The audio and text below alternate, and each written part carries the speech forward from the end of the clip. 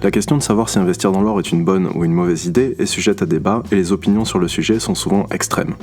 Beaucoup d'investisseurs sont convaincus que l'or est le placement le plus sûr qui existe. En revanche, d'autres, tels que Warren Buffett, déconseillent d'y investir. Qui a raison, qui a tort? Faut-il investir dans l'or plutôt que dans les actions ou dans l'immobilier? L'or est-il réellement plus sûr que les autres placements? C'est ce que nous allons voir dans cette vidéo, à travers une étude détaillée des rendements de l'or à long terme.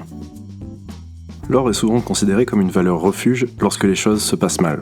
Les cours de l'or ont généralement tendance à beaucoup monter durant les périodes de panique boursière et de défiance envers le système financier, comme durant le krach de 2008 par exemple.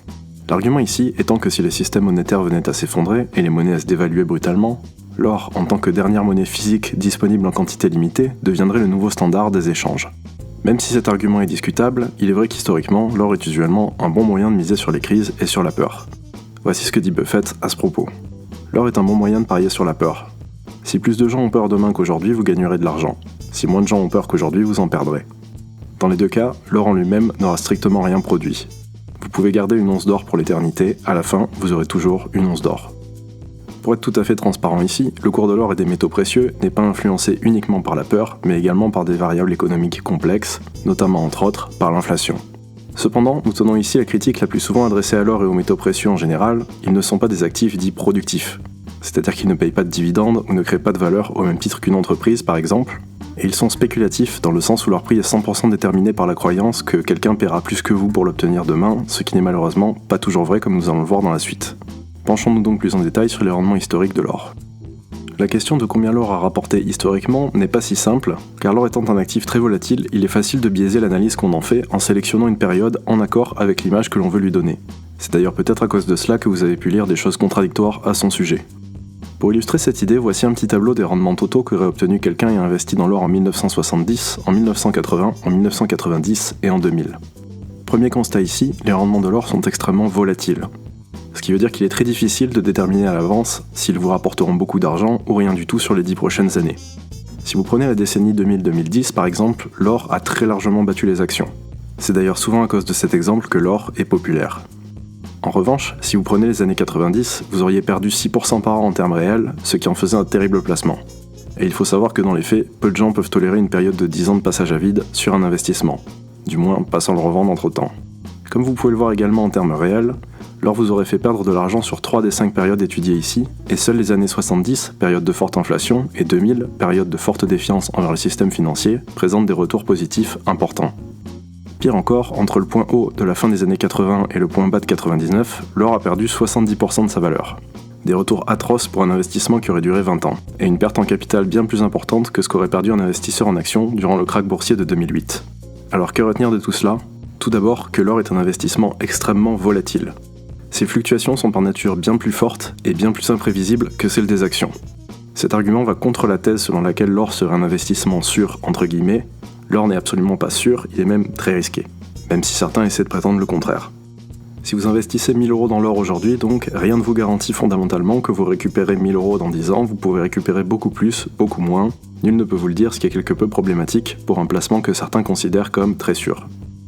Un autre moyen de savoir si l'or est un bon investissement, c'est de comparer le rendement ajusté du risque de celui-ci à d'autres classes d'actifs, comme les actions ou les obligations par exemple, sur de longues périodes. Et il s'avère que sur les 40 dernières années, l'or a rapporté des rendements annuels plus faibles avec un risque plus élevé que les actions, ce qui en fait donc, selon les chiffres historiques, plutôt un mauvais placement. De plus, il y a 3 problèmes majeurs avec l'investissement en or. Tout d'abord, au même titre que n'importe quelle devise, l'or n'a pas réellement de valeur intrinsèque. C'est-à-dire qu'il est extrêmement difficile de calculer objectivement s'il est surévalué ou sous-évalué, ce qui en fait un actif spéculatif par nature. Deuxièmement, l'or n'a pas de rendement. Il ne vous permet donc pas de bénéficier du pouvoir des intérêts composés, un mécanisme financier essentiel si vous souhaitez accélérer exponentiellement votre vitesse d'enrichissement. Point numéro 3, l'or est difficile à stocker. Soit vous le détenez chez vous et vous prenez le risque de vous faire cambrioler, soit vous le stockez en banque et il vous coûtera des frais réguliers en location de coffre-fort tout en ne vous payant rien. Vous pouvez bien entendu également opter pour l'option de fonds répliquant le cours de l'or, mais là aussi, ce n'est pas sans risque, et vous n'aurez pas tous les avantages que permet un placement en or physique, notamment sur le côté sécurité et moyen d'échange liquide en cas de problème.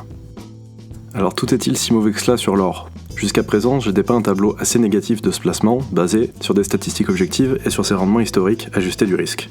Cependant, il a également été prouvé que dans le cadre d'un portefeuille diversifié global, la faible corrélation de l'or avec les autres classes d'actifs a démontré que dédier une partie de son patrimoine aux métaux précieux permettait de réduire le niveau de risque global d'un portefeuille.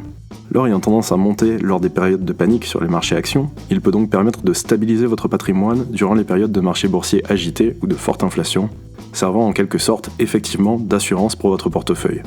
Il est donc utilisé dans le cadre de stratégies dites de portefeuille permanent, plus d'informations à ce sujet si nécessaire dans la description, qui consiste à diviser son patrimoine simplement entre 4 classes d'actifs et à ne plus toucher à cette répartition. Gardez cependant en tête que ce type d'approche ne fait pas mieux que les actions à long terme, elles permettent simplement de réduire les frayeurs d'une année sur l'autre et de lisser les performances les années où les marchés boursiers ne sont pas en très bonne forme. Pour conclure, beaucoup de vendeurs d'or capitalisent sur la peur et sur des données historiques biaisées pour pouvoir vous vendre leurs produits, ce qui n'est pas une stratégie très honnête intellectuellement. J'ai donc pensé qu'il serait intéressant de présenter quelques données objectives sur le sujet. Le but de cette vidéo n'est pas de faire une croix définitive sur toute forme d'investissement dans les métaux précieux, car il n'y a aucun mal à détenir un peu d'or pour diversifier ses placements. Néanmoins, faire de l'investissement en or le cœur de sa stratégie financière a relativement peu de sens si l'on en croit les données historiques dont nous disposons jusqu'à présent sur le sujet. Et historiquement, contrairement à ce que pensent beaucoup de gens, les actions ont été un placement à la fois plus rentable et moins risqué dans la durée que les métaux précieux. Et vous, avez-vous déjà investi dans l'or ? Comptez-vous investir dans l'or pour les années qui viennent ? N'hésitez pas à vous exprimer à ce sujet dans les commentaires. Et sur ce, je vous dis à très bientôt pour une prochaine vidéo qui vous aidera à mieux investir.